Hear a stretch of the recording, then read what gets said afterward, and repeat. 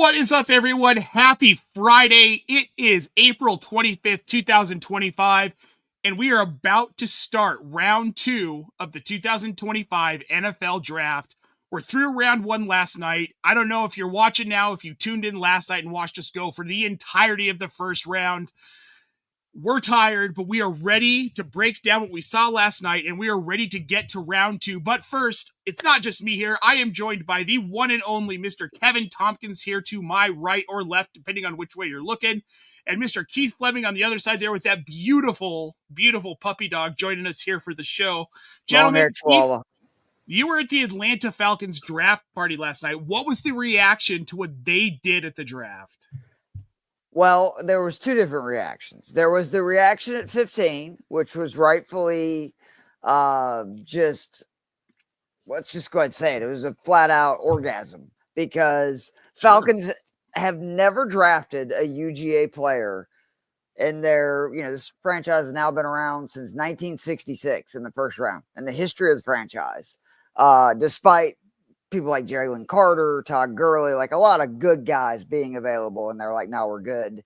The second, what happened a little bit less, I think Pierce could be really good. I get it. Todd McShay is saying that he thinks he's potentially, like, talent-wise, the most talented, pass rusher, not named Carter in this draft. He had the highest win rate on pass rush. I get all that. This is my issue with GMs in general and how they're regular human beings, just like me and you. And if your job is on the line, you're right, Kevin. They make a little bit more money than us, but just a little. He's basically mortgaging potentially our future because he knows at this point it's a win-win for him in this situation. Because if things go bad this year, I promise you, Terry's gone. Like, they're going to get rid of the GM. So what does he care if we have a bad year where he's going to be fired and then we end up giving up, say, a top 15, nightmare scenario, top 10 pick in this trade? So he's more than willing to give up the number 1, pick next year if everything goes the way that I hope it will, because I do think the Falcons have a good chance to be a playoff contender.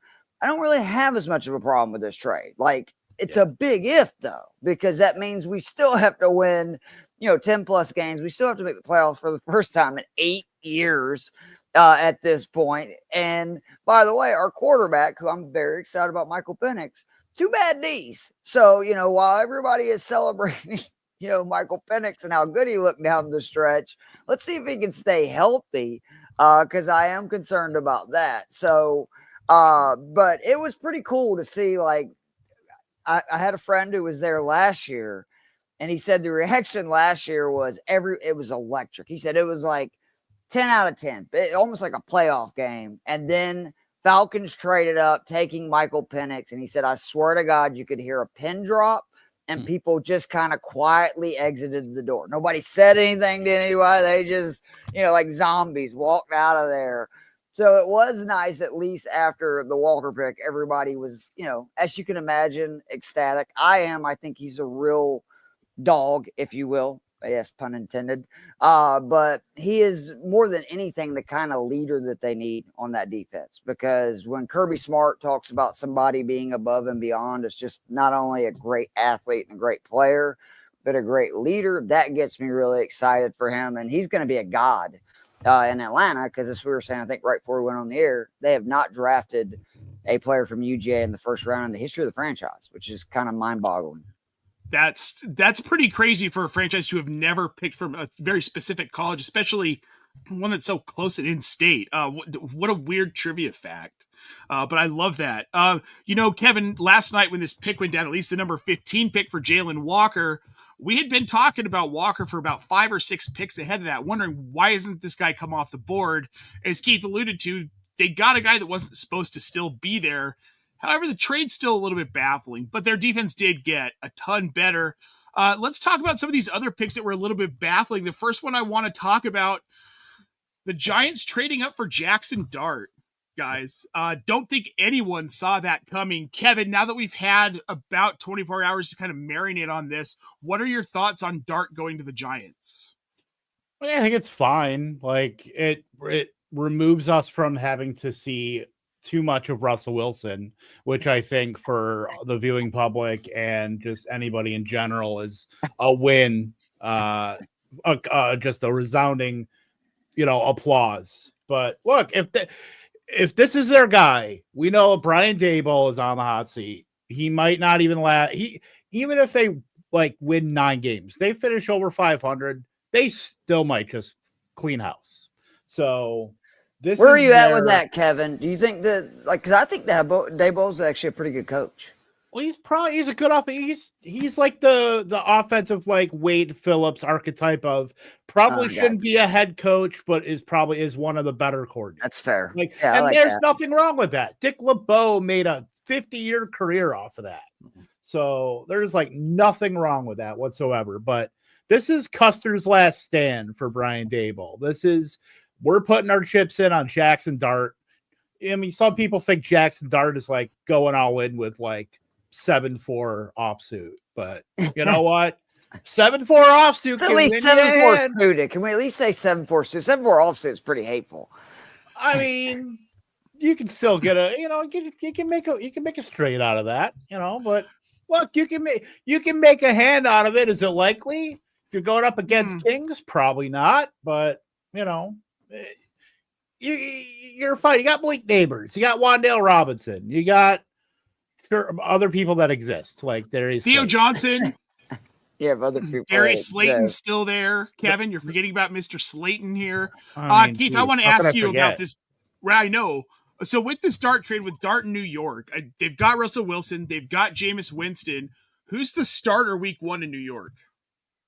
I mean, I would assume Russell, because I think he's a headache if you didn't. I mean, Russell's been pretty, to his credit, forthright that he wants to, be a starter, to where I think Jameis is more at this point of his career where he's like, look, you want to pay me $4 or $5 million to hold a clipboard? Sign me up. I'm good with that. My biggest issue with this trade is just outside of the Browns, what team really needs a QB right now? Pittsburgh.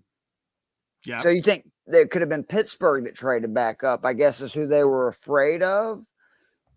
Probably. I mean, the only teams to be really afraid of are Cleveland and Pittsburgh if you're the Giants. So, because I actually think Pittsburgh Sanders is a really good fit. I'm somebody that Shedeur Sanders could be a really good NFL quarterback, but he needs a Brock Purdy type situation where he needs good weapons, good offensive line, and he can. I really do. I think that he's the exact opposite of what people assume because he's Deion's son. They think he's Deion's son, so he's just uber athlete with all these crazy skills, and it's actually he's not. He's he's very smart. Exactly, he's very smart. He can process well, and But hey, look, he got the Donald Trump seal of approval today. Was that a seal of approval? Good Lord, that was a seal of approval. If the Browns don't take him at 33, the FBI is going to go arrest Andrew Berry. So look, I mean, the eyes of the nation are on the Browns as they make their 33rd pick. Oh man. All right, Kevin, do you think it'll be Shedeur at 33 though? I mean, we're coming up here. We've got about roughly 30 minutes before the pick hits. It makes the most sense. I mean, this is we were all talking about the Browns taking one of Travis Hunter or Abdul Carter and then coming back to take a quarterback. So that still can track, that can still happen. They won this draft in my opinion, if they get Sanders here, I love what they did. I'm a big believer trading back. Hunter. Yeah, he's a stud, but to get a quarterback. I mean, to get a quarterback type load, of capital for a corner is unheard of. And it's shocking to say, wow, the Browns did something right. And then on top of that, I love that. Yes, technically, their first selection, maybe not, what most people had going is the 5th pick. He's perfect to pair with Myles Garrett, strength on strength.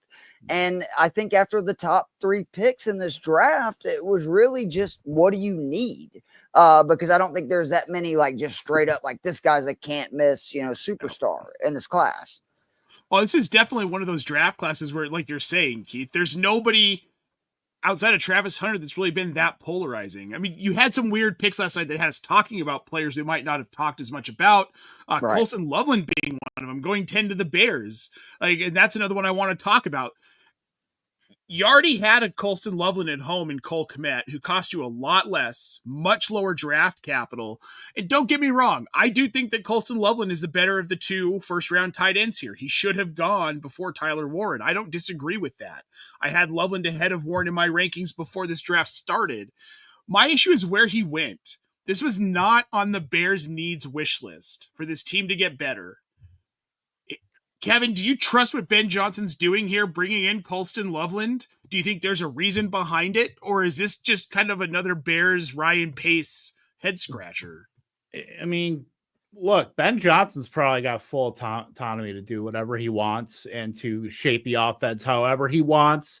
You know, this is clearly, it has to be more of a stylistic fit to have a Colston Loveland versus a Cole Kmet. And I think it's going to be interesting to see how they work the two in. If even Cole, I mean, they paid him last year, I believe. Mm-hmm. They extended him. So I think he's there for another, I want to say 3 years. So it's going to be interesting whether they hold on to him and like if they use him as like a souped up, Brock Wright. I don't know if that's going to be the case. I would just rather trade him and get something for him in that case. But I mean, it's interesting to see Loveland where Ben Johnson is now, you know, shaping this offense as he sees fit. They got to go get their running back. You know, they're probably going to be doing that tonight. You would assume they have 2 picks like very early on in the second. Yep. So one of those is probably going to be whether it's like Caleb Johnson or Trevion Henderson or maybe Judkins. I don't. They're not taking Peyton Hillis. I don't think they're taking Peyton. Can we stop comparing him to Peyton Hillis, please? He is not near. Peyton Hillis like sorry, fine. Freaking size. Michael, okay. He's Carson Steele. Is that better? Hey. Oh, I mean, he's a better Kevin. Carson Steele. It's not that I don't like. That's a bar. That's a bar. Let me ask you guys something real quick because there's only one Brock Bowers. And I knew this was going to happen right after Bowers just set the world on fire, that the next tight end prospects, people are going to be going, oh, we can get the next Bowers, when it's like, to me, Laporta is the ceiling of either one of these guys. And that's, a really great player. It's a good ceiling. That. It is a good ceiling. But like people, I think that Bowers is not a unicorn when it's the whole reason I was so obsessed with him last year, having watched him at UGA. He's a guy of that size that runs a 4.440. Like he is a freaking unicorn. And I wouldn't even say Laporta, honestly. I wouldn't even say Laporta. Oh, you don't think they're going to be that good? Okay. I think they're. I mean, just under. I would say like Hawkinson. Right, that's fair. Because we haven't talked about him, but that's a top 10 tight end in the draft too. Yeah. Right. Like they're productive, like 8 to 10 year pros. They're not going to be like, I don't think you're going to get a top 2 fantasy season out of them, but they're going to be productive or just uncoverable, which is to me the big thing. Is like guys that like Bowers proved last year, even being like really not having any other weapons. No offense to Jacoby Myers, like they couldn't stop Bowers, and that again was with Aiden O'Connell throwing him the ball. Yeah, and it's like that's a special, athlete, kind of like Brian Thomas. We saw it last year with Thomas, right? Like you just see, you're like, oh my God, this guy is just, it doesn't really matter what the situation is. Good luck stopping him. But it's just funny to me how the league, just like I guess in fantasy drafts, right? Like they overreact to of course, one thing that happens. Yeah, it's so funny to me. But did the NFL industrial complex get it right though with Loveland going over Warren? Like that's because consensus through like fantasy circles was all Tyler Warren this, Tyler Warren that. I like Loveland better. What about you? And I've been on record as saying I would like Loveland more than Warren, and the NFL agreed. I like Loveland better. I like them both. Kevin, I'm very concerned with Warren. I am. Oh, okay. Yeah, I am very concerned with the stylistic fit in Indy. Tyler Warren is Dalton Schultz. If he's lucky.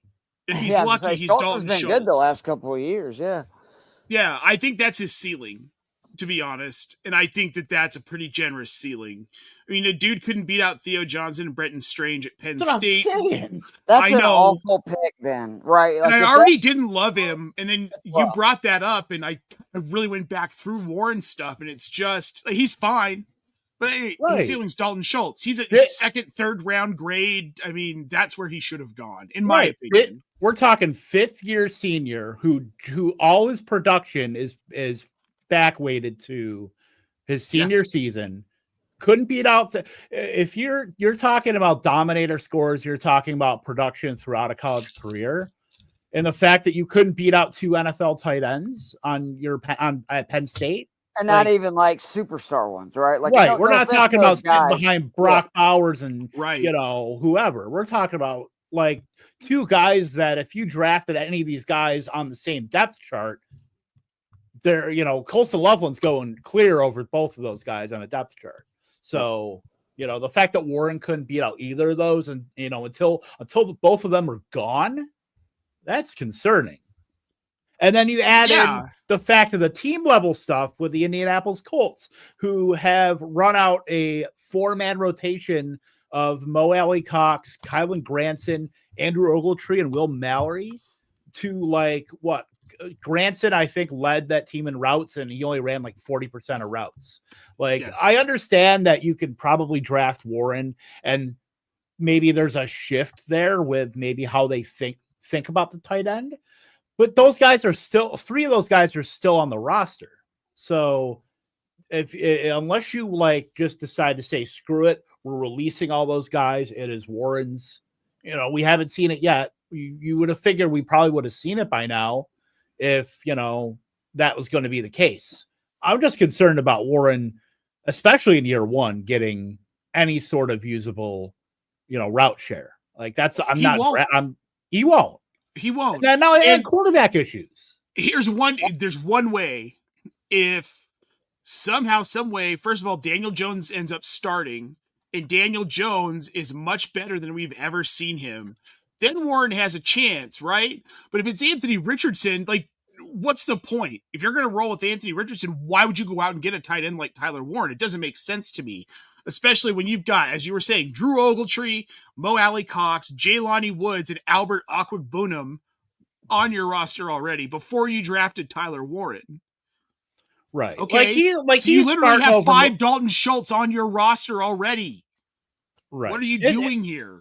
And not only that, but then you also have to weigh in Michael Pittman, Josh Downs, and then they want to run the ball with Jonathan Taylor.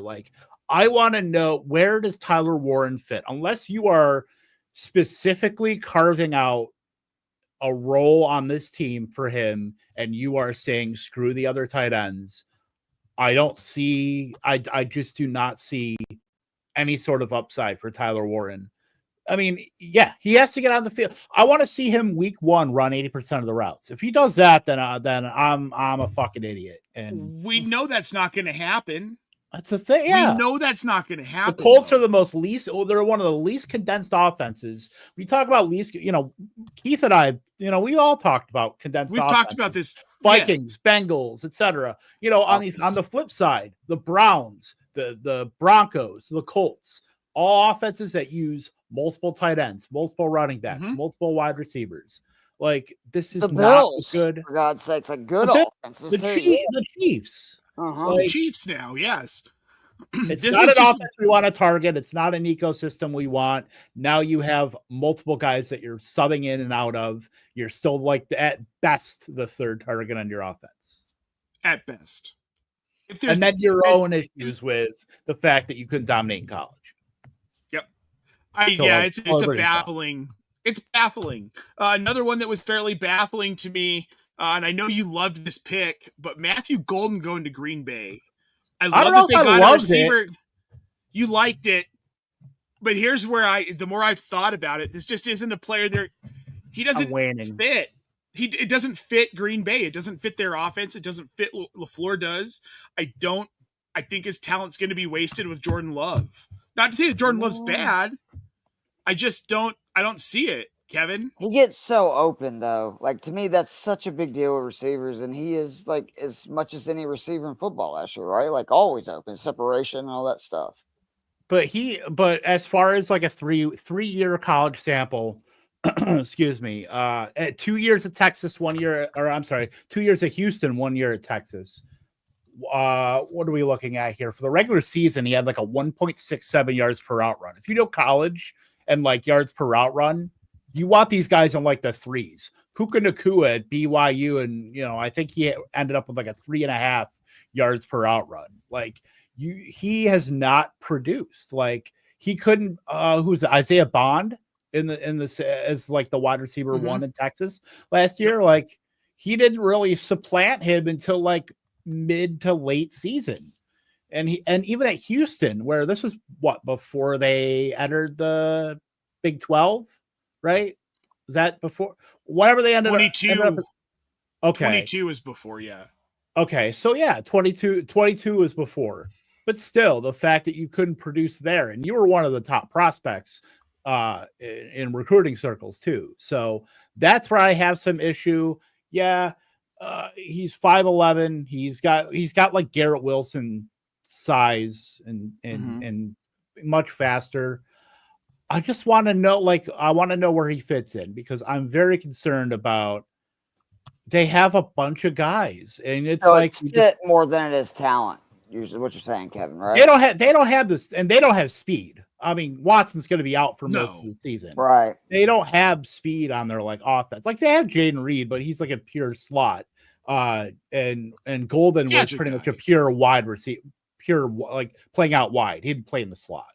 So that's where you now have to worry about Romeo Doubs. You have to supplant him. You have to supplant Dontavian Wicks, guys who are entrenched. And Green Bay is a noted loyalty franchise where it will take a lot. It will take like a monumental effort from a rookie to supplant those guys early. I just don't. Looking at this wide receiver room, like you're saying, Dontavian Wicks, Romeo Doubs, Jaden Reed. You've got Christian Watson when he comes back. Tucker Kraft is still a guy. Like he's not going to go away. And they did, not that this is a thing that's going to matter, but they did sign Mecole Hardman. He is a man that was signed. Yes, he's a man that was signed. And they've also still got Bo Melton.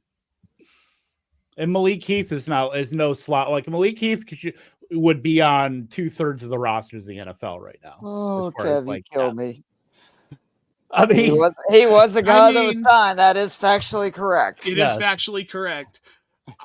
And they've got Luke Musgrave too, which again, he is a guy who is in fact on this roster. There's just so much going on. Bringing in a guy like Matthew Golden. You know what they did? I got it. I figured it out. This was just to piss off Aaron Rodgers. Green Bay finally takes a first-round wide receiver. I'm all for that. All Aaron Rodgers wanted. And what did he get? Oh, he got Jordan Love. Yeah, now he's got to beg for scraps. He's going on the Pat McAfee show saying that, hey, money's not an issue. I'll play for $10 million. Does Mike Tomlin still love me? Yeah. So, I mean, Green Bay was bottom 3 in pass rate over expected last year.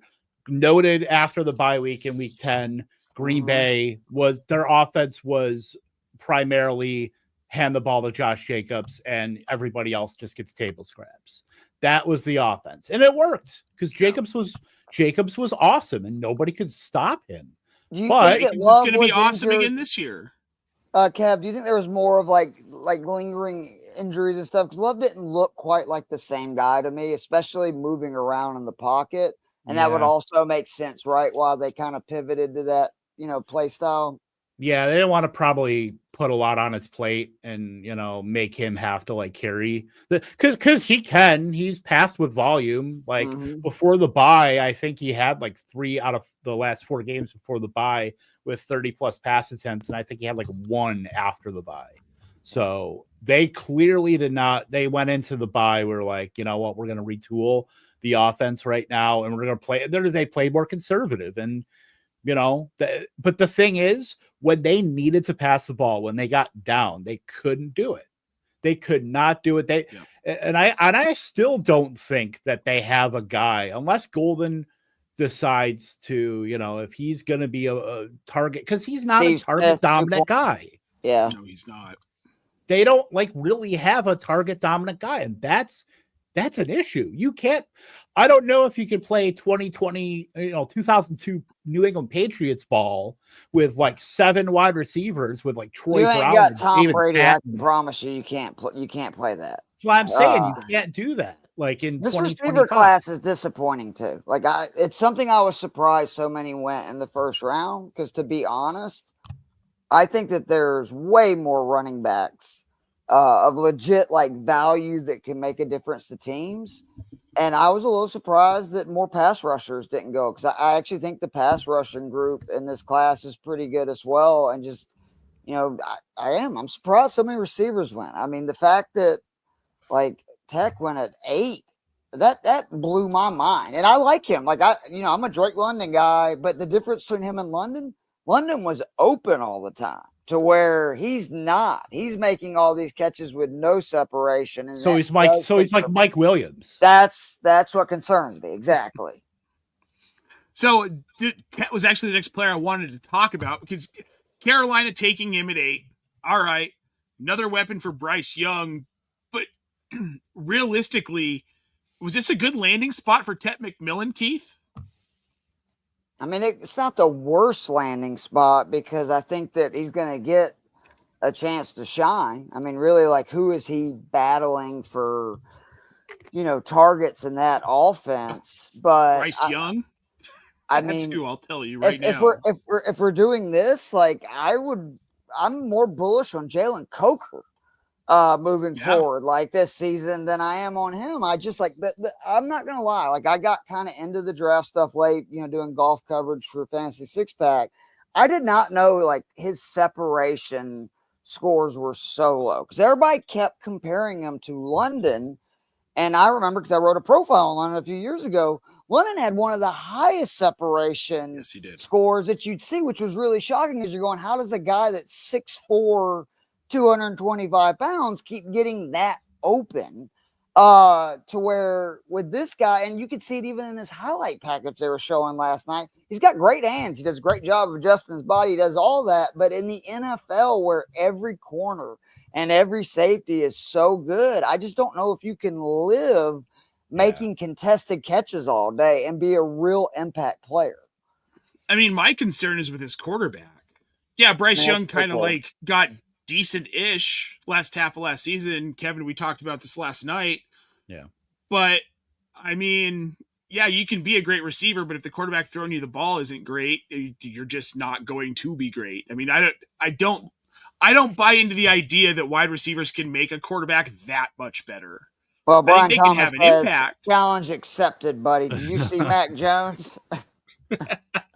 Mac Jones isn't a terrible quarterback. I know. I'm messing with you, man. No, I get your point. He is the best quarterback that is named Mac Jones. I will get him. He is. He is the one-on-one He's the best of quarterback Mac Jones I've seen. Quarterbacks. Yep. No, I'll give you that.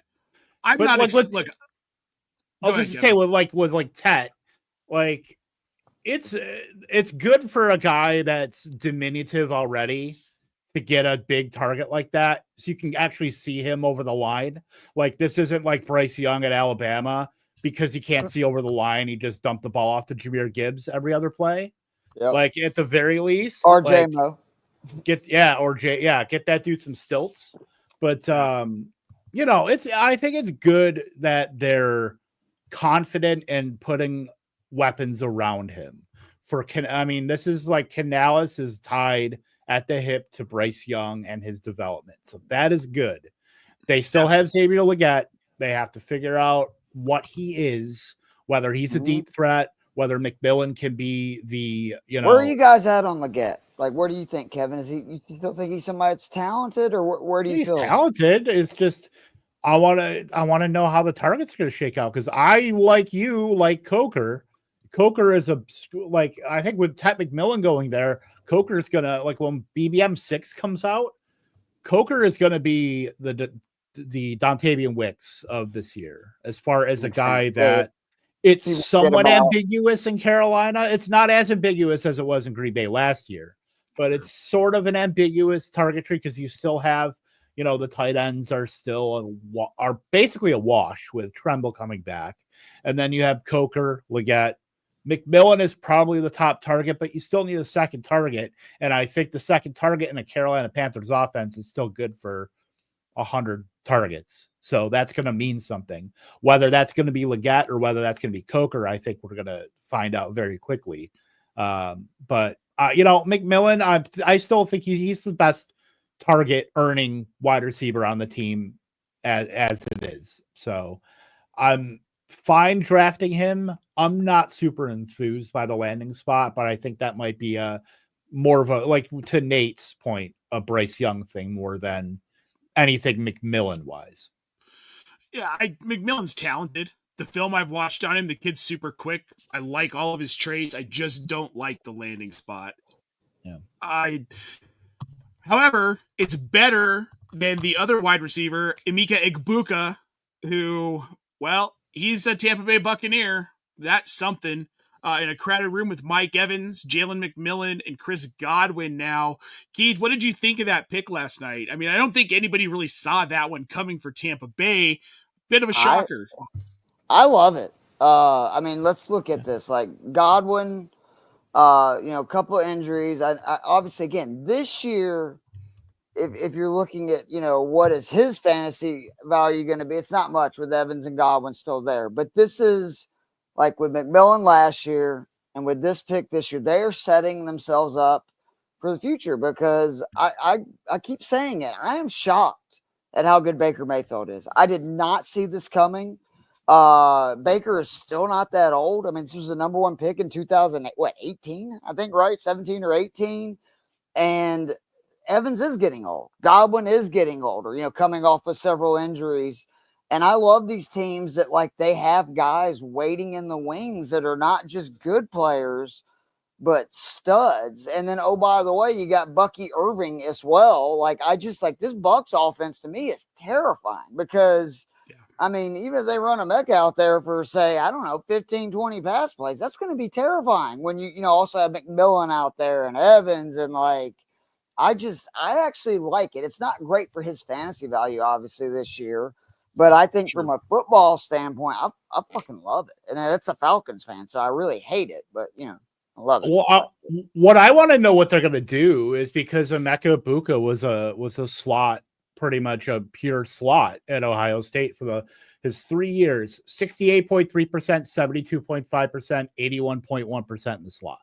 So Chris Godwin, we know, is leaps and bounds better than in the slot than out wide. We've seen that through his career. That 2023 season reaffirmed last year, right? 100%. Yeah, he was on his way to his best season as a pro, and then he got hurt.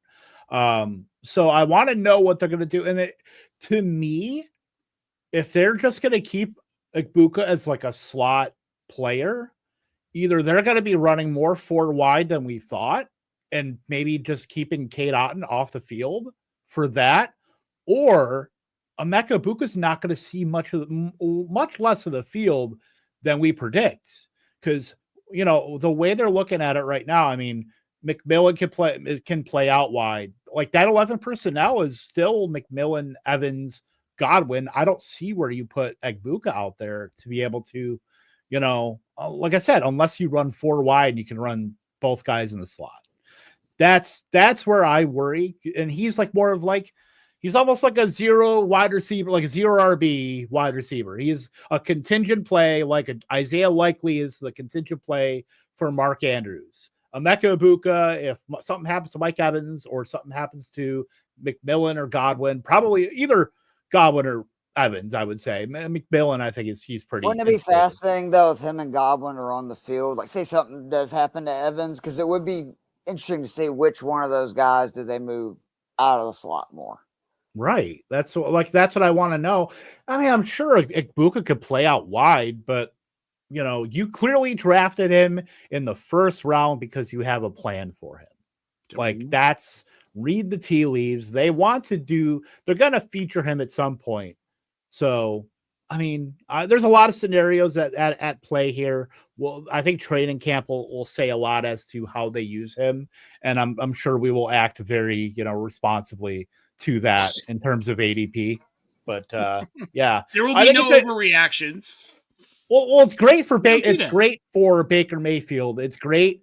It's great for the ecosystem that they're building in Tampa. Think about that coach, right? Like that's scary to give like that coach a good QB with that many weapons. They clearly believe in Baker enough to just put all these weapons around him and keep this going. Everyone should believe in Baker Mayfield. Baker's the real deal. I was wrong, man. Wrong. Like, dude's I was right. And man, am I happy about it. He got his Rich Gannon career renaissance. That's what he got. That's exactly. That's it. It's so funny Only us for old Cleveland, people understand right? that one. You know what I mean? Like the Browns, they haven't had a quarterback in forever. Carolina. They spent a number 1 pick on a quarterback, and they just said, "No, you're not any good." When he was good in Cleveland, like it's baffling. But he's gone to another level since then, obviously.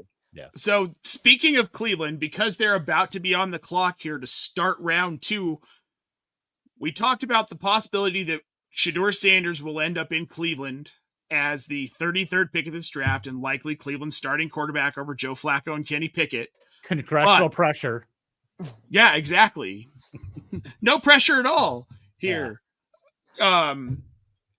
If he doesn't land, God, Kevin throwing me off here. If he doesn't land in Cleveland, how far does Shedeur Sanders fall, do you think?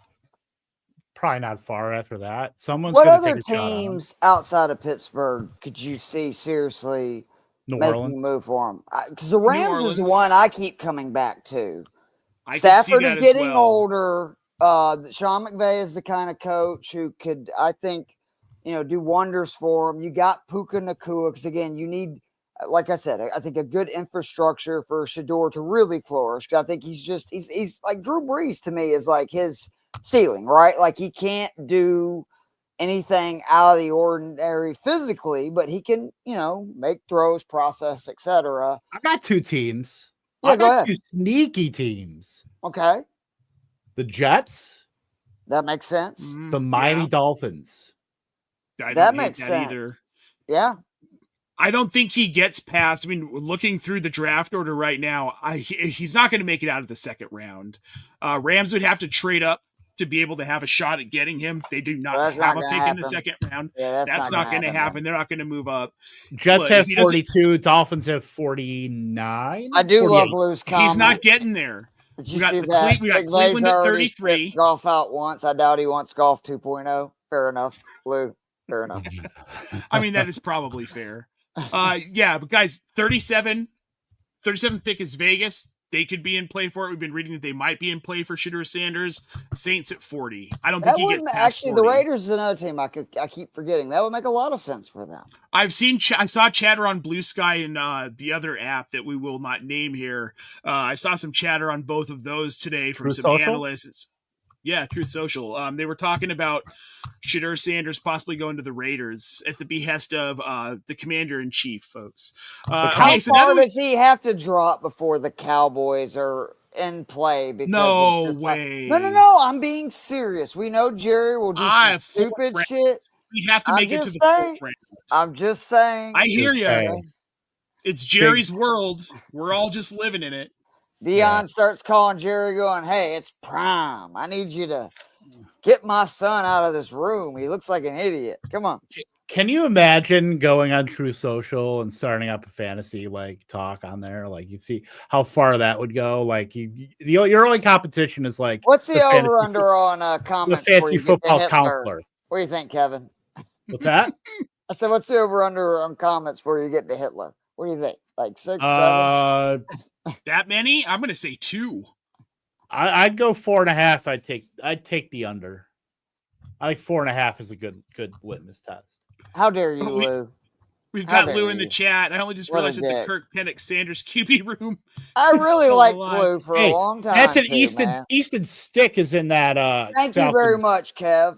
Oh man! So we forgot that we had him until last night. When I was looking, I was like, "Oh my God, who's our third QB?" When I got a little nervous when we were taking so long to make the 15th pick, I'm like, "Are they going to take another QB? What is going on here?" Easton Stick, baby. I think we made some jokes about that on the stream. Dude, so I got more nervous. Man. They were literally going to, because the rule in the NFL, which I don't think is talked about enough, your time expires. Like the next team can get their pick in before you. Like The Mike then Tice it's a free rule, for all. yeah. Yeah. And I'm Yeah. going, what are we doing? Like we were laughing about it until it got down to like 25 seconds, and then we weren't laughing anymore. Could you imagine this day and age? That would be like the Elvis Doomerville missing facts screw up. Oh man, Elvis Right? Doomerville. Elvis Doomerville famously could not ride a roller coaster without a parent guardian. I think he was only like 5'10", but he was still a good defensive end. hey, I'm only 5'10". So am I'm I. also not a That's how defensive tall I end. am too, but I don't weigh 130 pounds soaking wet. So, No. Well, with this Cleveland pick coming up, I guess we'll see if it's Shedeur Sanders. I don't know, man. We'll see. But I do want to talk about something else here. Omari and Hampton, the second running back off the board, the first not named Ashton Jaunty. He goes to the Los Angeles Chargers, which we know Jim Harbaugh, Greg Roman, this team is going to run the ball down other teams' throats. It's just what they do. However, you've got Hampton, Najee Harris, Hassan Haskins, and Kamani Vidal all in that running back room. Kamani Vidal being much less of a factor. Tiny guy, good pass catcher. He's not going to do a whole ton. That guy comes up to my shoulders in real life. So we know we know he's a, what's his name in Dallas? Deuce Vaughn. He's a Deuce Vaughn size guy, right? So there are things to that, but he's not going to be the guy. Deuce Vaughn is George Murison compared to Kamani Vidal. Yeah, you make a good point. George Murison. Yeah. Sorry, this is my Dennis. I'm in my Dennis Miller era of naming random 7'5" NBA players. Sean Bradley. Manute Bull. Mark Kite. Dude, that's a good one. That's a really great good one. It's a great one. Yao Ming. Not random. Yeah. He's only 7'1" though. But still. But Amari and Hampton though. Look, follow the breadcrumbs. Najee Harris, 1-year contract, $4.5 million. Amari and Hampton drafted a running back in the first round. You know what a Greg Roman, Jim Harbaugh offense wants to do. Follow it. Like they're gonna run the shit out of the ball, and it's not to say Najee Harris doesn't have value. Najee Harris is in that Gus Edwards, Jamal Williams tier of probably going to score more touchdowns than you like. I think it's the Jamal Williams tier of Jamar Gibbs, like Jamal Williams I think it's that kind of tier where he's going to get a lot of the, like red zone work. Like I really do think, Montgomery Gibbs is actually what I'm thinking of, where it's going to be Montgomery, like Harris is going to do a lot of the lifting. And definitely 20s. A lot of the red zone. Yep, and a lot of the red zone. Till they realize that Najee Harris is like not that good anymore, and realize we have a guy that we drafted in the first round. We should probably run him a lot. Because Harris is fine. Did you see Jamar Gibbs once Montgomery was gone? It's like, really?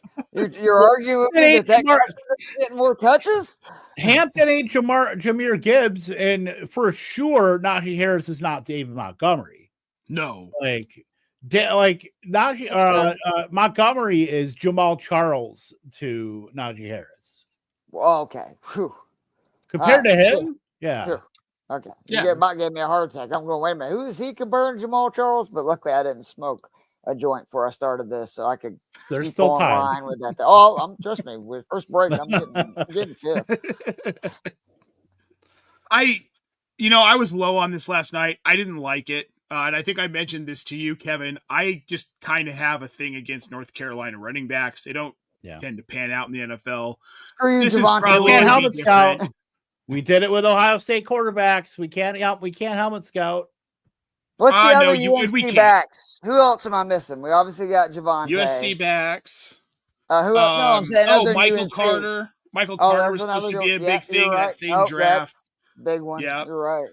I think Hampton's going to be good, and this is a perfect landing spot for him. Really looking for a run-heavy offense with Harbaugh. What Harbaugh and Roman do. I think where I'm stuck is that I want Najee Harris to be a thing. Like the Pittsburgh fan in me just wants the kid to succeed somewhere. felt like this was the place. You throw him into that Greg Roman offense. What, Kevin? Is the pick in? No, but we glossed over 2 great North Carolina Tar Heel running backs. Oh, Not great, but like good okay. NFL players. Gio Bernard. All right. Yeah. And Willie Parker. I didn't gloss over Okay. shit. I'll give you Fast Willie Parker, but that's our old age. Kevin. What about That's been Natron 20 years Means? ago. That's been 20 years ago. Natron Means, that was like 35 years Was ago. Willie Natron, Parker the MVP? former No, that was Hines Charger. Ward, right? Yes, it was he Hines Ward was. that was the MVP of that, right? Of That what? Super Bowl? Because the one that he had the long run for a touchdown. In 06? Yeah. With the Seahawks? Yeah. Yeah. Mm-hmm. I think he's going to be good. I mean, he's first round capital, right? That can't be bad. Oh, can I just go quickly? And I apologize if you guys talked about this. Can we get rid of this fucking circle jerk and all the draft rooms right before they make or after their selection where they're all like, oh, yeah, I'm so excited. And they're all shaking hands. That is the It's never dumbest going shit away, I've ever Keith. seen away. I hate it. It's I dumb, fucking hate it. It's never I going hate anywhere. it so much. But Keith, they have for the first time this season, they have one of the draft cameras in a rest home for Tyler Shuck. I didn't know where you were going, and you still didn't disappoint. And I also don't like the mirror for the guys when they put on the hat. I'm like, oh my god, this is just. Oh, they started that last year, didn't they? Oh, did they do it last year? That's harmless. It's fine. Like, the way I look at it is these guys are getting their moment in the sun.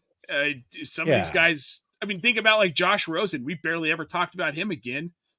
But hey, he got to show off on the stage. It's all good.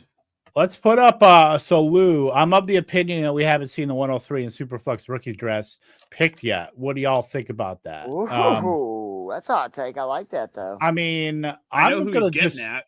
I'm just gonna say I think it's a locked in Genty, Ward, Hampton, Hunter, and then it's a tier break.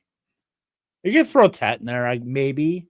No, I wouldn't. Hunter going to Jacksonville though makes it almost 100%. He's gonna play primarily corner. They did say Tom Pelissero did say he's starting out with the wide receivers though.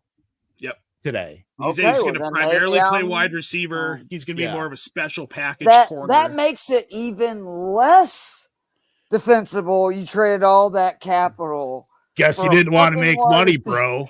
Like, God. You make your money at corner. Being a top. Well, not only that, I'm corner? saying, like, I can understand trading up for, like, you think you have Darrell Revis. We've seen with wide receivers, like, yes, the alpha ones are right. Exactly. That's kind of my point. Yeah. Champ Bailey. They play defense and you throw them on offense when you need them. Whoo, Carson Schlesinger, the linebacker out of UCLA, is the 33rd overall pick. Andrew Berry, get into a safe house. You are no longer safe at your location. No, FBI's coming for you, buddy. Woo. You know what? If they really want to beef up their defense, but this is what this tells me now, because they're obviously now not going to draft a quarterback who's going to start over Flacco or Pickett at this point now, because they don't have another pick until like mid-third round. So they're doing exactly what a lot of people thought they were going to do. Let's beef our defense up. Let's have a really, really solid defense. And then our offense can just be Trent Dilfer for all we care. I mean, but it's true. It'd have been better if Nick Chubb wouldn't have shredded both his ACLs, because I could have seen that as him being the Jamal Lewis for sure in that analogy. But yeah, but they can get a running back in the third round. No, they can't. I mean, I'm okay. Back. Look, I as long as you have a plan, that's been sort of my frustration with the Falcons in recent years, is it's just like, this makes sense. Like, what they've done makes sense. They got a huge haul for a corner, / receiver, which again, I can't get over, somebody gave up that much for it. But like, they are obviously strengthening that defensive side of the ball. And maybe they know at this point, hell, we can just keep passing on Shedeur and still get him. Because who else is going to come up? Because I think they have the 38th or 39th pick, I think, coming up as well. Let me see here. They have no. No, I thought they had 2 in the top 40. That dude's got some nice hair, though. No. They do. They have the 4th pick in the second round. So that's the Texans, Titans. Okay, then yes, they do. From Jacksonville. That was part of the monster package. Yep. They got Okay, for I 100. see it Good now. God. Wow. Texans pick is in, by the way. Carson Schlesinger on the Alex Anzalone train as far as like nice hair, might get a Head and Shoulders ad sponsorship deal. Like, I'm not even kidding. They showed it, like, jealous, dude. Well, Kevin, you and I are balding, so yeah, of course we're jealous. Balding? I'm already there, brother. I got I'm the hair most for way. it. The pick is in for the Texans. All That's right. Oh, CJ Stroud was sacked 52 times last season. Who the hell is this Ouch. giving their pick? Well, you know what? Haven't It's gotten not there going to yet. help them on the There you line, go. but As you shall receive. but that pick is a good pick. They needed a player like that. On the outside, That's too, right right? And ahead of me Higgins here. mostly on the outside? Sorry. Oh, my bad, Nate. No, you're all good. I'm not worried about spoilers. I will tell you right now. Owen Daniels. Yeah, he's primarily out wide because he played at smaller He school, isn't right? out wide. Eastern Kentucky. He played the first that's 2 years, all right. and he played at Iowa State. But Yeah, I think Stroud's going to have a big bounce back here. I've been saying it for a while. I think last year was just everything that could have kind of gone wrong did for the Texans. Nico Collins is arguably the best receiver in football now. I love the addition of Christian Kirk. I keep saying it. And now adding yet another receiver because we know Kirk's going to be in the slot anyway.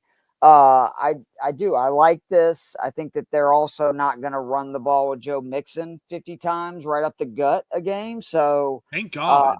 I do think Stroud's going to have a really bounce back year because I was shocked at how bad it was, but I really think it was more play calling and just bad luck with injuries and such. Well, they need to figure out the offensive line first of all, because anytime you have a young quarterback and you trade your franchise left tackle, like probably not great. But the picks you got, you should probably invest that into your, especially the interior offensive line. Like you guys, breaking news: Seattle traded their pick. To who? And then they cut to commercials, so I have no idea what this trade is. Tennessee trades pick to see it. Oh, so Seattle's on the clock. Tennessee traded it. Got it. Oh, I see what you're saying. Yeah. So who would Seattle be taking here? Offensive lineman, right? It's got to be offensive line. We were on Zabel watch for most of last night, and he went there. So, that can certainly, look. Get better for Sam Darnold. Line. Right. If you want Sam Darnold to succeed, the guy needs time, like we talked about last night. He's not Geno Smith, who can survive in a collapsing pocket. So I think it's a smart idea for them to go one more offensive lineman. Kevin, do you have a thought who they should go after? I have no idea. I'm not going to pretend like I'm offensive. I'm not Mike Tice. I'm not an offensive line guru. You know who we didn't even really talk about? We talked about everybody as far as like day one guys. We didn't even talk about Cam Ward, really. We talked about everybody. About Will Campbell. Like, where do you guys fall on him? Because he looks like a Coke bottle. Well, as I say, everybody had a lot of fun with the, because of his T-Rex arms. And then, of course, he wiped his tears with his jacket. And my buddy said in the moment at the Falcons watch party, he goes, see, his arms are so short, he can't even wipe his tears away with them.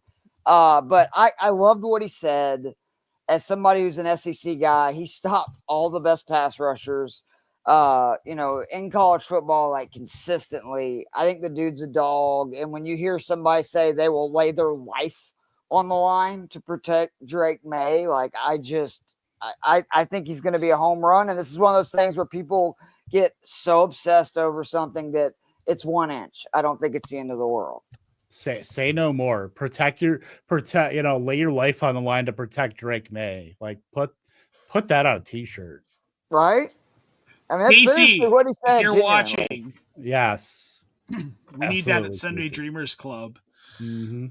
All right, Seattle's pick is in, so I guess we'll see where this goes. Kevin, you're guessing offensive line. I think they might go wide receiver here. They didn't either. Oh, wow. Sorry, I'm using the Joe Bond draft hack of Which one are you using? Twitter or the Draft Diamonds? okay, because I was going to be Twitter. like, man, even ESPN doesn't have it. So you brought up a good thing about Cam Ward. I am in the boat that I don't know. Maybe I'm wrong. I don't see this uber talented guy that a lot of people are seeing. I think he would have been the 4th at best QB in last year's class. I think you could make an argument that Penix should be ahead of him. And with what I saw from Bo Nix, I'm actually going to have to say that I don't want to disrespect Bo Nix. Like, that's kind of where he would be. And I just think Tennessee's such a fucking mess that, like, even if it was, a talented dude, he's going into a really rough situation. And I just, man, like, I always get leery when these teams take a QB at 1 when everything's a mess and they're not a generational talent. The fact that you went out to sign Tyler Lockett on purpose for your wide receiver group because it's that thin, I think tells you you purposely went out and signed. Hey, you know what? We're gonna bring in Tyler Lockett. I think I said this on Blue Sky. I think he has more of an impact on the Nashville real estate scene than he does on the Titans this year. Honestly. Well done. That is well done. Look, you don't want your rookie quarterback throwing to 230-somethings, Van Jefferson, and a first-round bust in Treylon Burks. That's the point right there. How damning is that for Amari Cooper and Keenan Allen? It's not good. Not great, Bob. Tyler Lockett, look, we've seen it with all these wide receivers. Like wait a minute, did they sign both of them? Or are you saying that because they didn't sign them, right? Yes. Because neither one of them are signed. Yeah. Right. Okay. All right. Just want to make sure. Yeah, but still catching up. Right. But Tyler Lockett, I mean, everything, all of his peripherals have steadily gone down. He went from 20% targets per out run the last 4 seasons to 12.8. He went down from over 1.5 down to 1.1. And he's 33 this year? Gotta be at least. Father Time has already knocked on that door. He's just got to answer the call. You ain't LeBron James or Tom Brady. No offense, Tyler. No, you're not going to Turkey and getting hair plugs. All right, guys. The Browns pick is in. Are you ready to hear it? Yeah, sure. Quinshawn Judkins. Oh, so they got Duke Johnson. They got a running back. They got Duke Johnson. Yeah, basically. Man, basically. They're making me feel bad for Shedeur. Wow. Yeah. Well, that opens the 40, door for Vegas right? now. Saints you're right. I'm sorry. Raiders Vegas 37, is 37. Saints 40. You made a good point with the Jets 42. But I'm telling you, Dallas at 44. Don't put it by Jerry. Trevion Henderson. I'm surprised that Judkins went over Trevion Henderson. He's my favorite back not named Genty in this class. Is Trevion I thought Trevion Henderson would be off the board. Yeah. Well, here we are. Quinshawn Judkins, Cleveland Browns starting running back. This kid is really good, though. And it kind of fits what the mode that it looks like they want to be a defense where he's just a tank, man. Yep. Keep the ball on the ground. But let's talk about, too, what does that do in Cleveland? Because Cleveland's backfield, literally, the only 2 running backs on the roster are Jerome Ford and Pierre. Who's the other one? Pierre Strong. Strong. There's nobody even on the practice squad right now. So they're going to have to go running back later, too. So they released Chubb. Chubb was a free agent. I didn't know that. Yeah. Yep. Oh, that sucks. That's my boy, man. Damn, that's the end of it probably for him with the injuries. It has to be, right? But this could be a murky backfield. This is right now. This is a. Is it murky or could it be somewhere that he could take out? The rookie comes in and gets a majority of the snaps. To your point, Jerome Ford obviously is going to get pass catching for sure. I think after last year, but Ford's going to have a role no matter what. Does the same thing, right? So. Yeah, Ford's going to have a role no matter what. Judkins is immediately draftable. He's probably, if I'm going to rework because I'm going to do my 0 RB tier rankings next week. They could just sign Zeke Elliott. I know what they can do.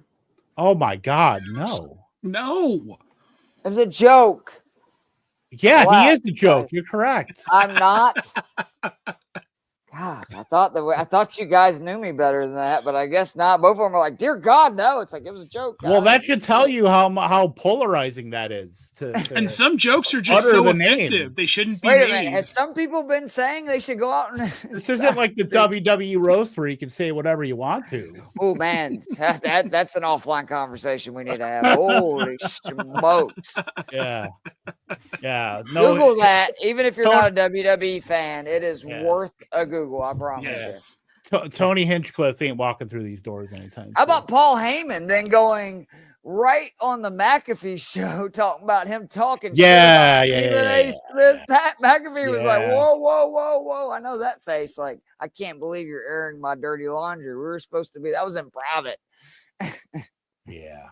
Not great. But Great. So I mean, if I'm like looking at my tier, like I don't know, he's just like a mid-range 0RB guy right now, Judkins. I think we need more information because I think Ford's gonna have a role no matter what. We need to see what else they do in the draft because they keep leaning defensively heavy. We know he's going to see a ton of volume.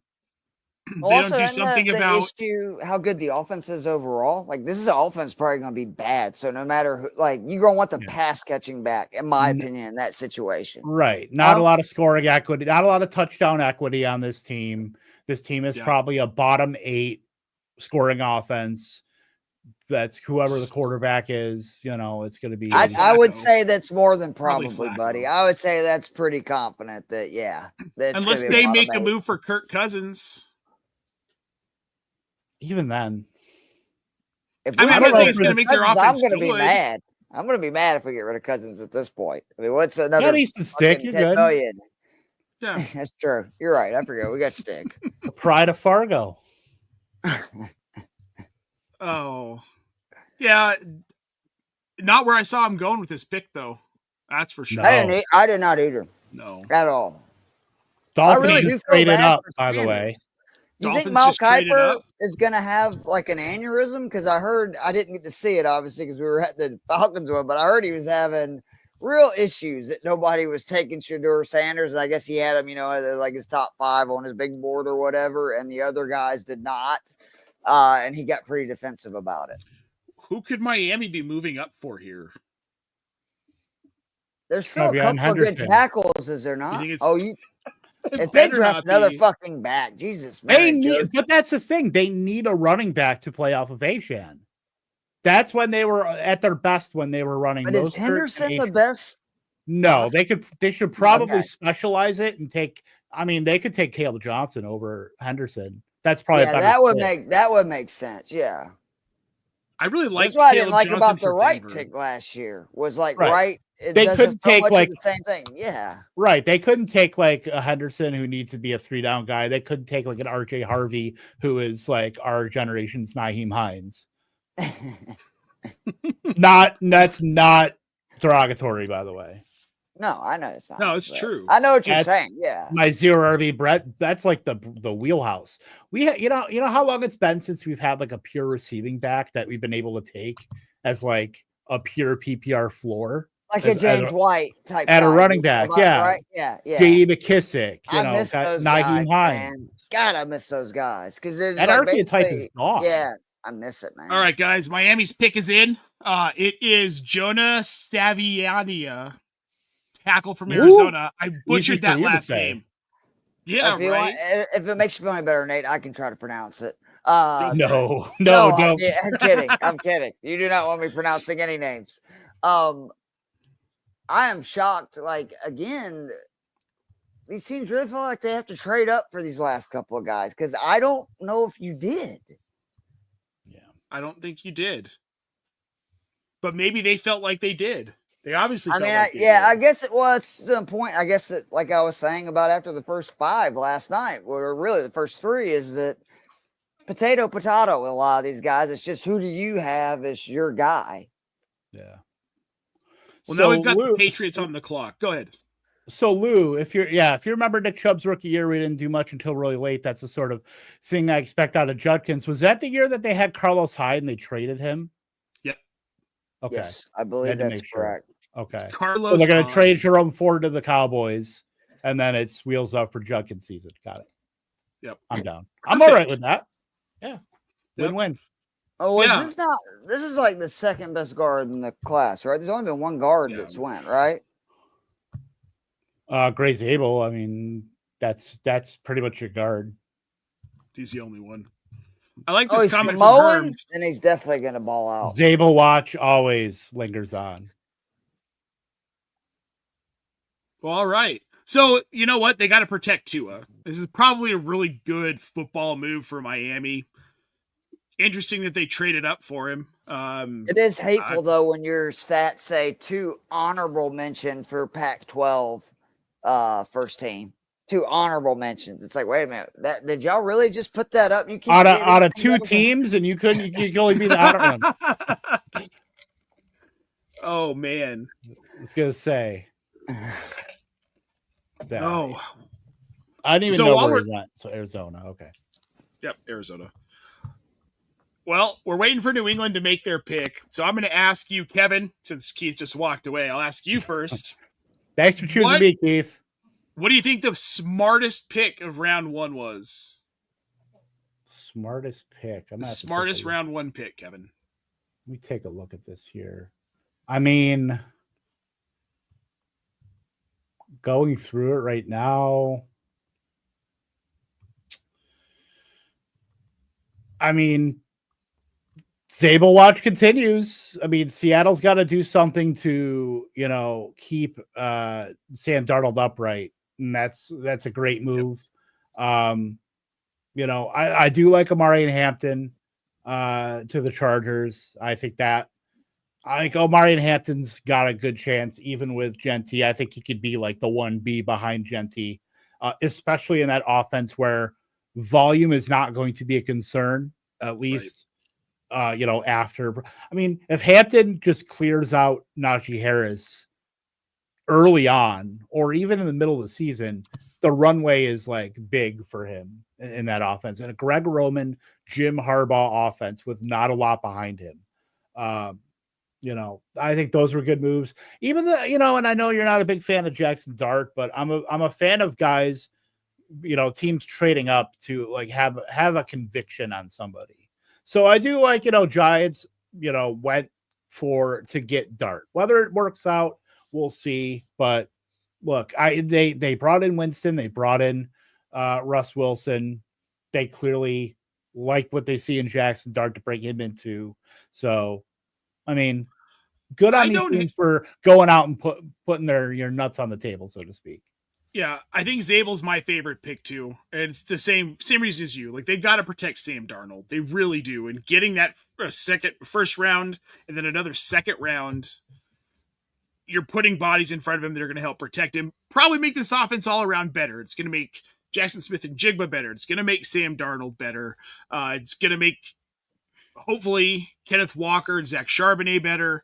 The other one that I really liked, I threw Abdul Carter in there too, because yes, Abdul Carter's a great one. Well, not having to resist the temptation of drafting a quarterback there at 3. Yep. Yeah. Well, and he makes their defense better.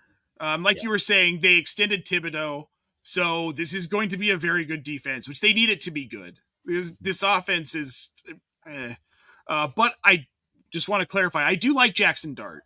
I like him a lot. I thought he was going to go earlier. I kind of wanted him to go to Pittsburgh. I would have been happy if he had become a Steeler. I think he's got a good head on his shoulders. He's smart. He's talented. He played in the SEC. What more do you want out of a quarterback, right? I mean, all great traits that, led Matt Corral to unqualified success. Matt Corral, of course. Matt Corral. Also Ole Miss quarterback. All right, Kevin, what's your least favorite pick of this first round? Least favorite. Do I want to be a home? I mean, I think it would be Tyler Warren still, or Matt or Golden, because it's cool to see like a wide receiver go to Green Bay, but like I don't know what separates Matthew Golden outside of the fact that he ran a 4.2 40 in a controlled environment in shorts once. In Indianapolis. What separates him from the glut of wide receivers in Green Bay? and there's still like a big hierarchy that you have to get through to be meaningful, not just on an NFL level, but then into fantasy.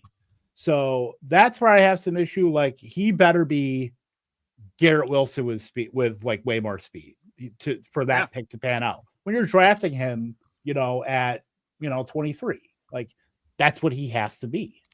Yep. Tyler Warren is definitely my least favorite pick in this draft. Matthew Golden's up there, but like we talked about earlier, like, the pick just doesn't make sense to me. You just didn't need him, and he's going to get lost in a wide receiver room full of wide receivers. Then Tyler Warren's going to get lost in a room full of tight ends. Like, what are these teams doing? The other one I really didn't like, and this is kind of a homer thing, but Jahdae Barron to the Broncos. You've already got Pat Surtain. Why would you waste first-round capital on another corner? But we have a pick, by the way, folks. One of the picks of all time. Whoo! The Patriots. This is interesting. Wow. We are now into a committee, folks. Wow. TreVeyon Henderson to the New England Patriots. I like that with May. Oh. Yeah, me too. I do. Just that's some good stuff. That's some good stuff. So, Kevin, what does that do to his dynasty and his fantasy football value for you going to New England? I mean, they took him in the early second round, which, it's not far off from the first. It's still very high draft capital. Clearly, you're not super enamored with Ramondre Stevenson right now. Mm-hmm. He's been just a guy. Yep. Right. He's been just a guy. He's been like painfully average the last season and a half or so. Like, he's fine, but he's not going to if you're going into the playoffs, it's not going to be on his back by any means. No. So I think getting a guy like Henderson with intent shows you are looking to improve. You are looking to get a home run hitter, a guy that can take all three downs or very close to take 65 to 70% of the running back carries in that offense. Yep. That you have to improve the offensive line. That's like one of the biggest things. Great pass catcher too, which to me is the big thing, because they don't have still a lot of receiving options. Right. But he's a guy that doesn't need to come off the field, and that's great.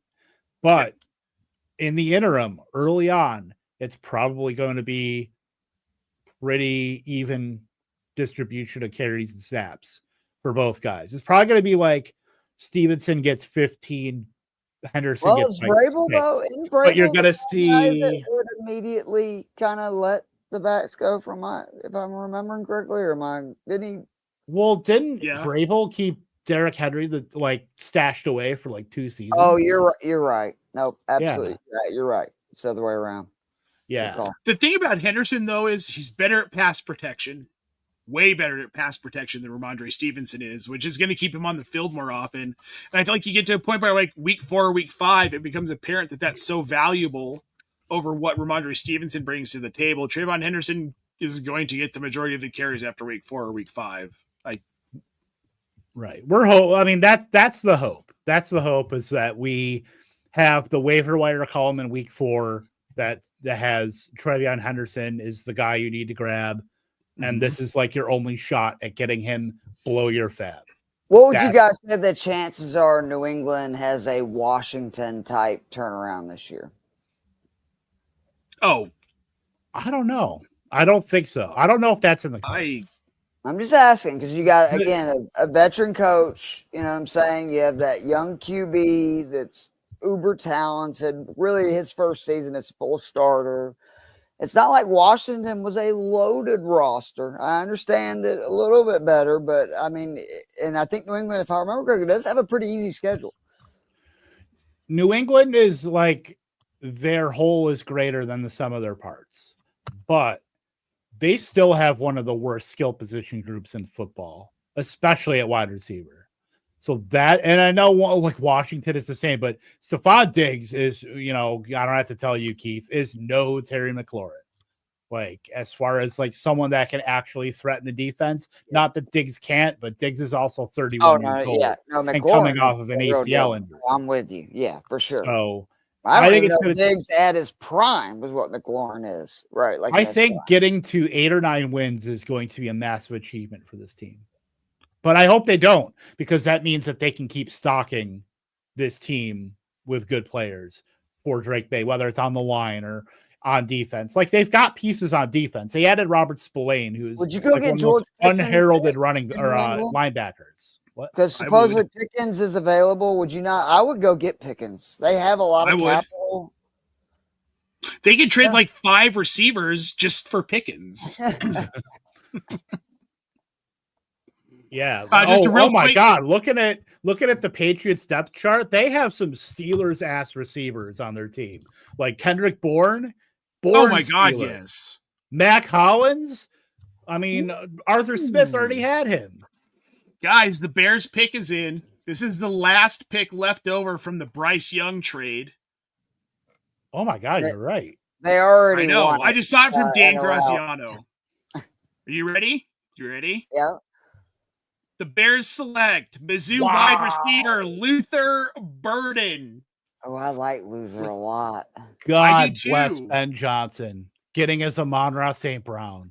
I am shocked. Dude, I had Burden ahead of Higgins. We're good on defense. I mean, can we, like, I understand you're an offensive minded coach, but it's not like the Bears have a good defense, but they're not completely loaded. And if we're looking at it, they passed on Jalen Carter because everybody wants to talk about the Falcons, rightly so, but they also passed on Jalen Carter, trading to the Eagles. I just at some point address the defense. Like, you took a tight end at 10. Keith, let us have some fucking fun, all right? Okay. I'm trying to, This is a fun ass team. Like, it is fantasy wise, it's a lot of fun. But that's not, to me, like, come on, Kevin, of all people I can talk real NFL with, I figured it would be you. No, like, not when Ben Johnson goes out and gets Wilson Loveland and Luther Burden to add to DJ Moore, one of my favorite players, Roman Dunze, Caleb Williams, whoever the hell they decide is the running back.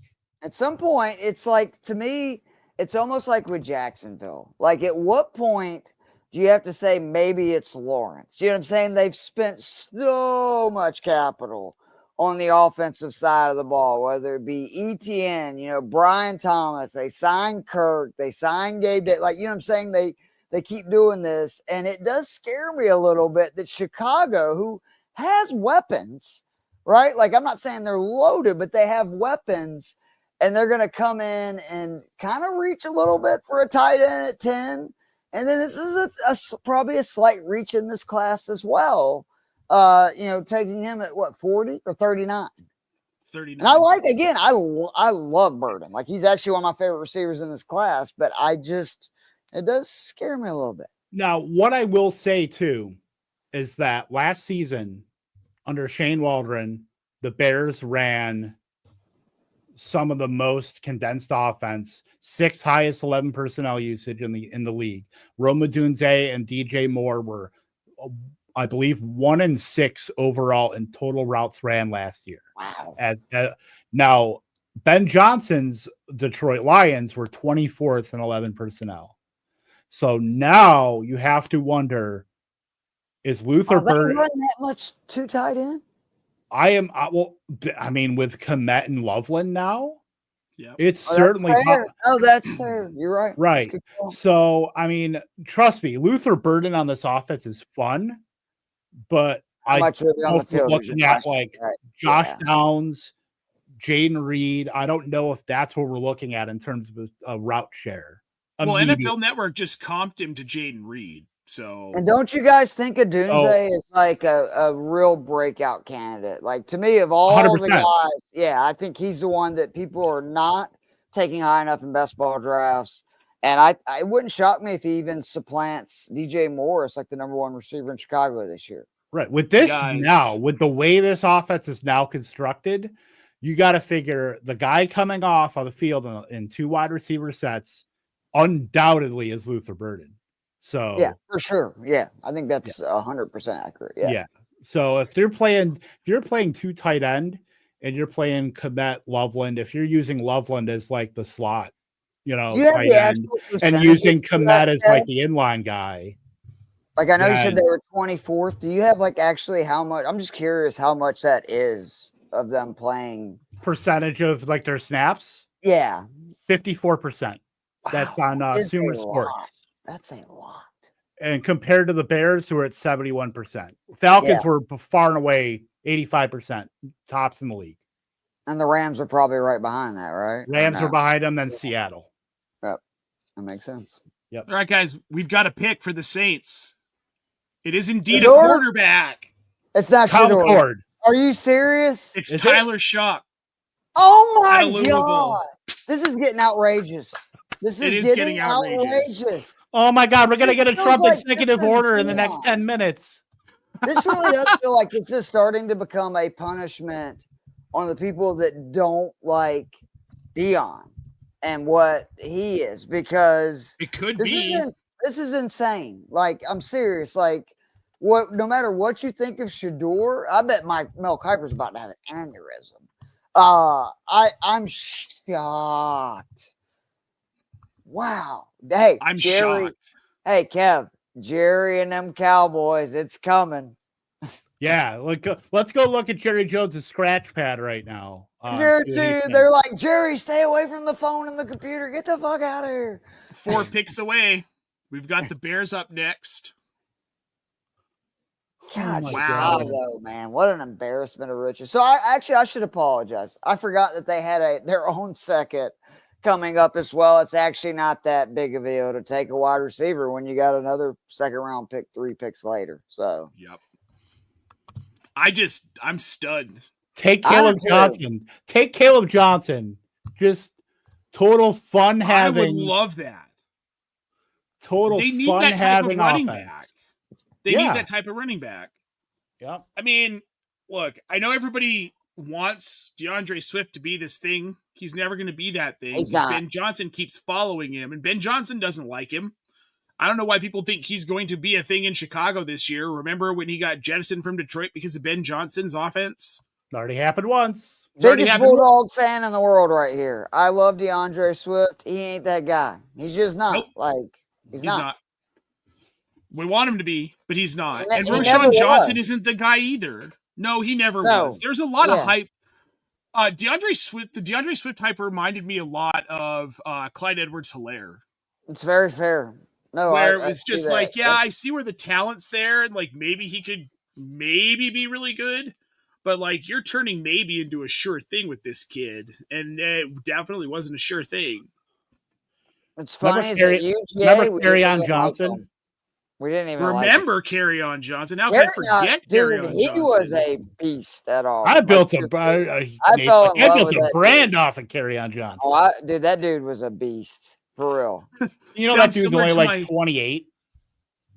No, he's not that old. He was with was he with Cam or after? I can't remember. No, even worse. He's 27.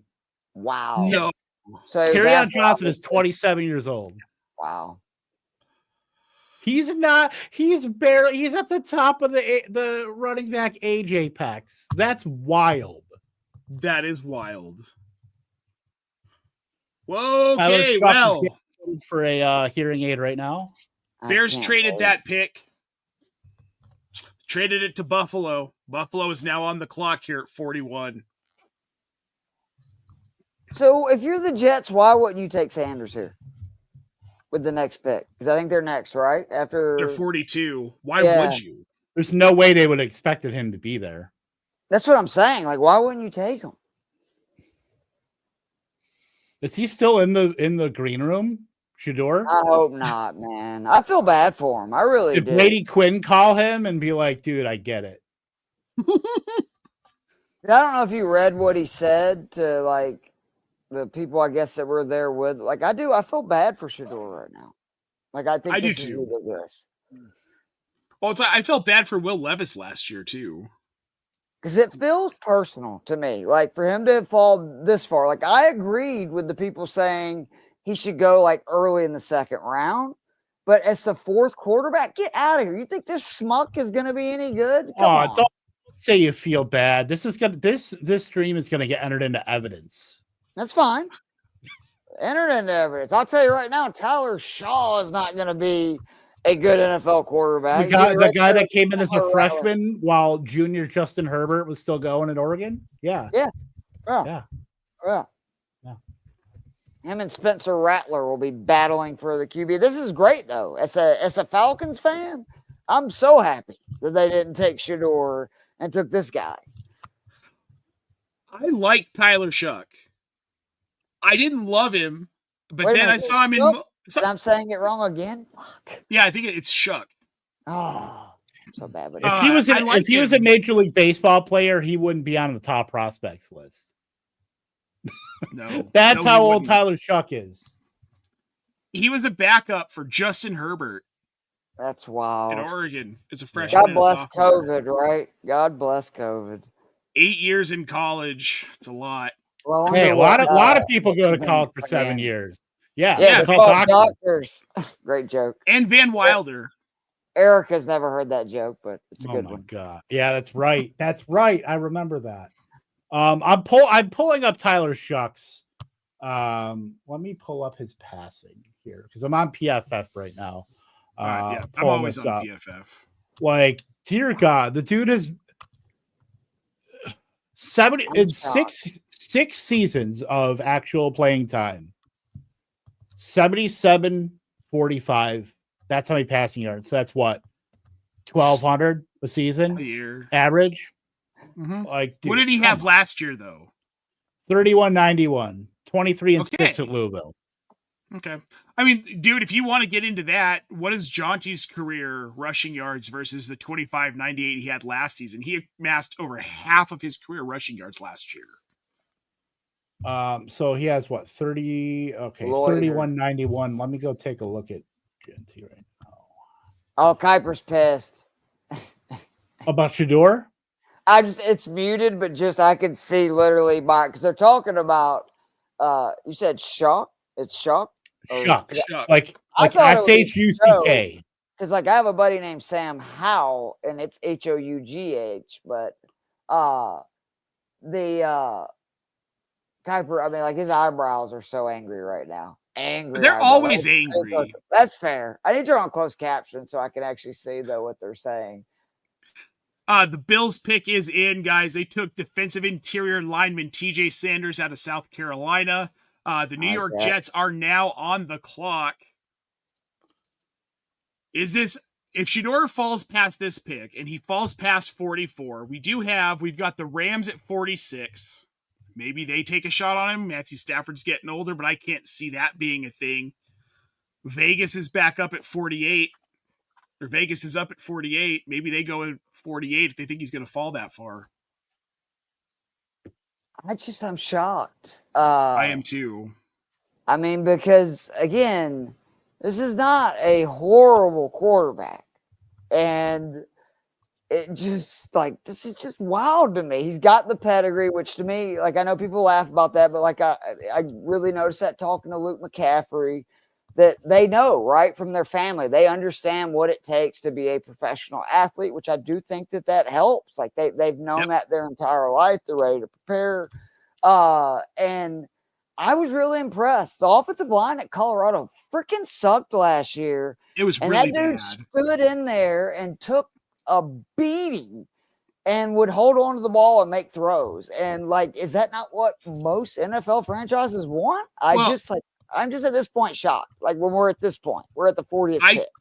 I can't help but wonder if some of it just really simply has to do with character concerns. If they're worried about the fact that maybe he's not fully in it for football, which I think is BS. Dion. Like, cause I really think it's do Dion. wonder how much that's what I'm thinking. Like, I think a lot of it has to do with his dad. Dion. Yeah. And I wonder too if there are teams to get at him, right? Sure.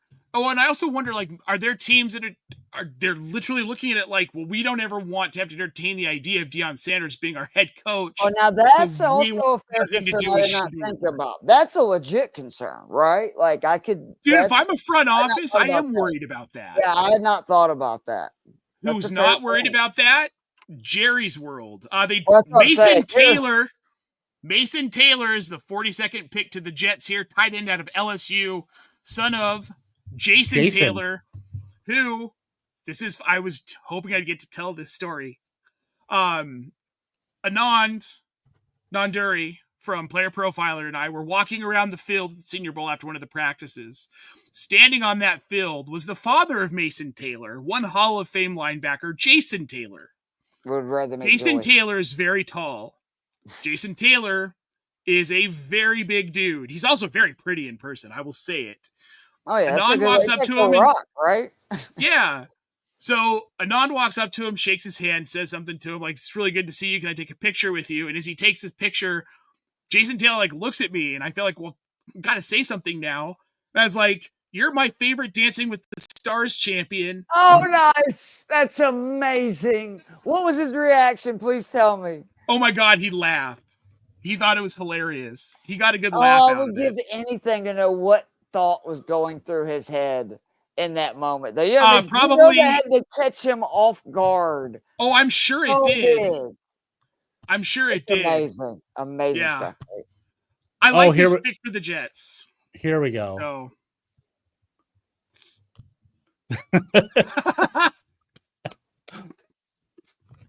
that's where we're at.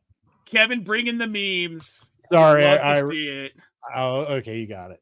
Yeah, I got you. That's the old Chris Jericho at the White House. I do feel bad for him though, man. Like this feels a little bit like the opposite of Bronny James, right? Where it felt like Bronny James got drafted, and we know that because of who his dad was, right? But I think that Bronny has also faced some unfair criticism because of who his dad is, right? Where some of these media guys are like, well, I can't really take shots at LeBron because he's like, pretty much and arguably the second or third best basketball player ever. But that doesn't mean I can't take shots at LeBron through his son. And I am starting to worry that like this is what a little bit of this is just like this is an FU to Dion, who has always been very braggadocious, whatever you want to call it. Yep. It very well could be. We know now we've got the 49ers on the clock. We know they're not taking Shedeur. I just really want to get to this Cowboys pick before we have to jump off. Wouldn't that be some shit? It's like Brock Purdy. Whoa.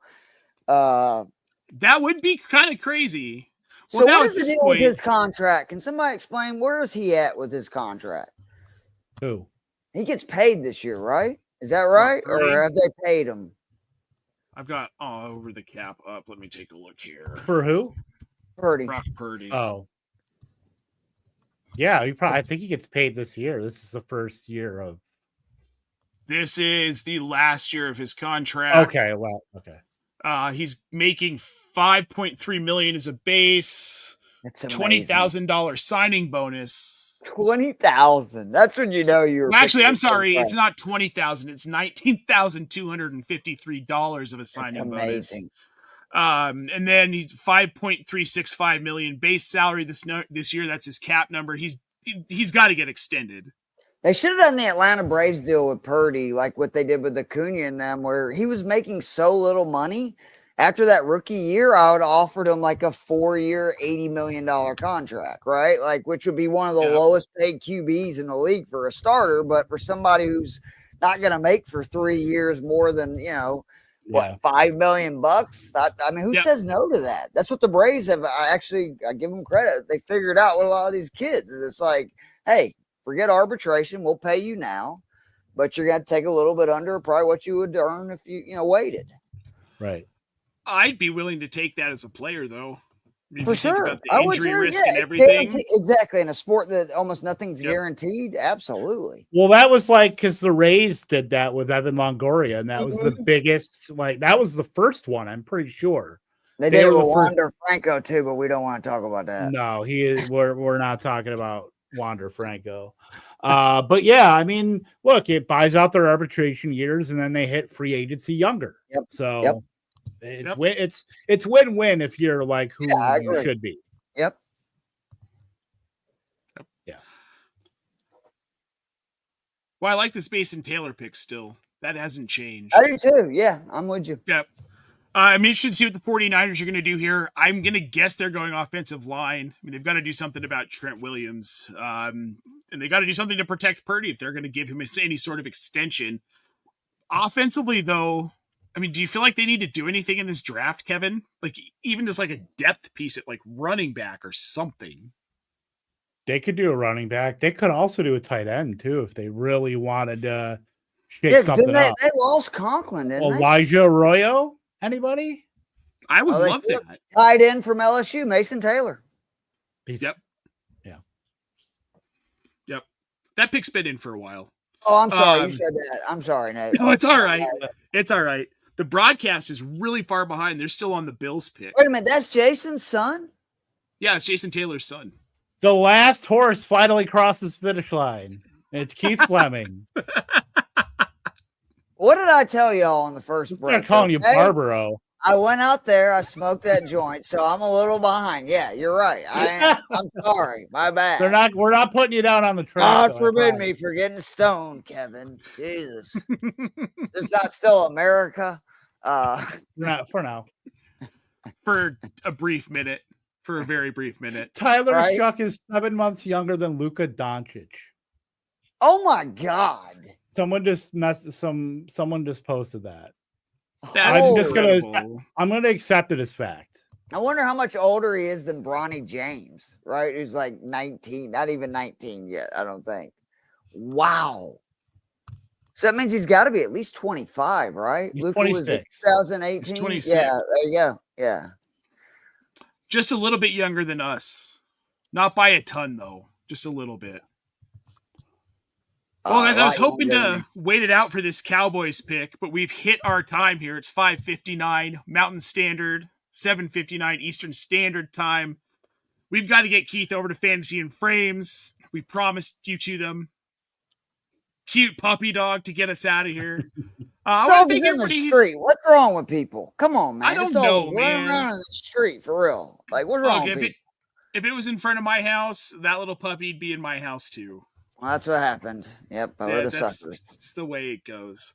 The 49ers just selected Alfred Collins, defensive interior out of Texas. So they went defensive. No running back for that pick. Oh, well. I want to thank everybody who's tuned in, watched us over the last couple of days, go through this fun with the NFL draft.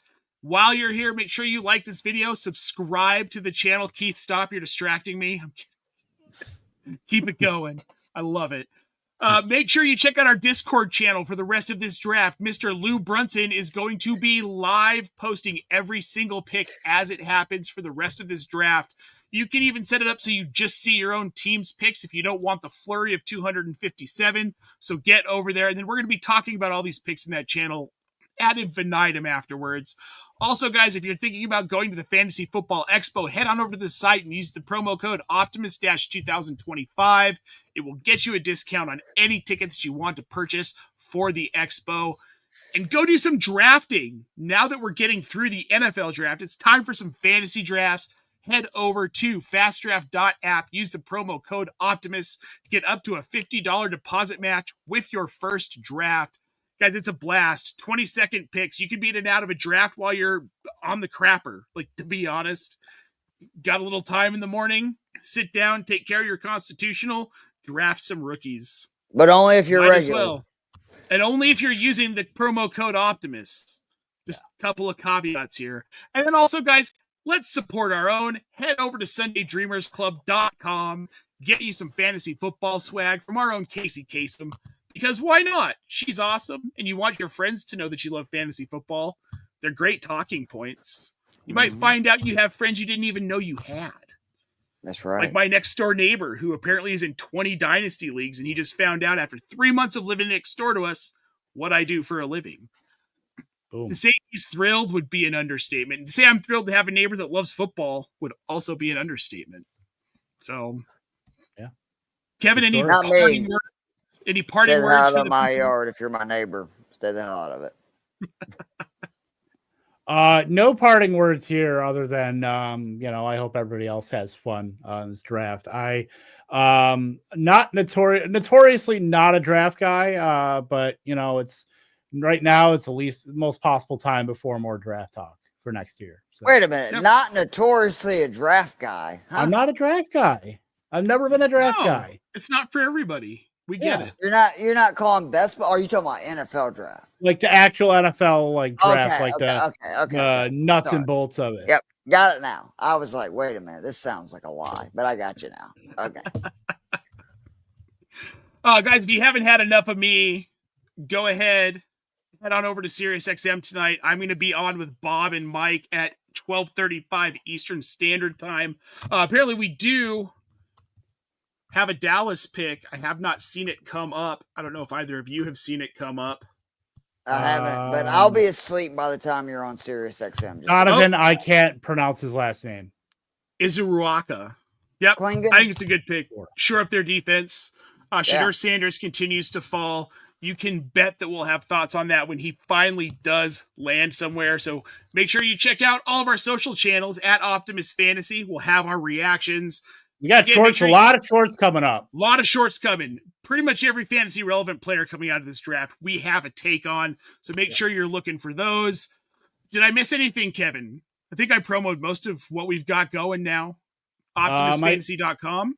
My zero RB tier list for the draft after the draft is coming out next week. Oh, it's all about me. That's what I'm worried about. Me. Hey, it's on our site, so I'm totally okay with it. Just one more time, guys. Don't forget, head on over to fastdraft.app, use the promo code Optimus, get a $50 deposit match with the promo code.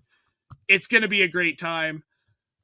I think that does it for us. For Kevin Tompkins and Keith Flemming, I am Nate Polvogt. Keep it real, and we will see you guys next week on the Optimus Fantasy Football channel. Falcons going to fall.